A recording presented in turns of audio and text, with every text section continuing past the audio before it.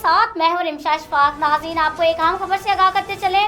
Speaker Punjab assembly Malik Mohammad Ahmad Khan ने ख़वातीन के आलमी दिन के मौके पर अपने खसूसी पैगाम में कहा, ये दिन ख़वातीन की सलाहियतों, कुर्बानी और खिदमत के एतराफ़ का दिन है।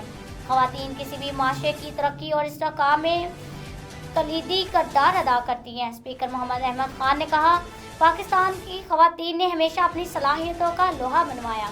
तहरीक पाकिस्तान में मादरे मिल्लत मोहतरमा फातिमा जिन्ना और बेगम राना लियाकत अली खां की खिदमत हो, मोहतरमा बेनज़ीर भुट्टो शहीद की क़यादत हो या मलाला यूसुफ़ज़ई की तालीम के लिए जदोजहद, हमारी ख़वातीन ने हर दौर में अपनी ज़हानत, हिम्मत और अज़्म की मिसालें कायम की हैं।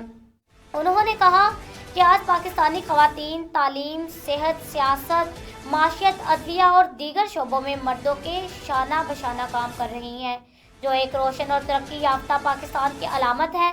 कहा, वज़ीर आला पंजाब मरियम नवाज़ की क़यादत में हुकूमत पंजाब ख़वातीन को बाइख्तियार बनाने के लिए अमली इक़दामात कर रही है।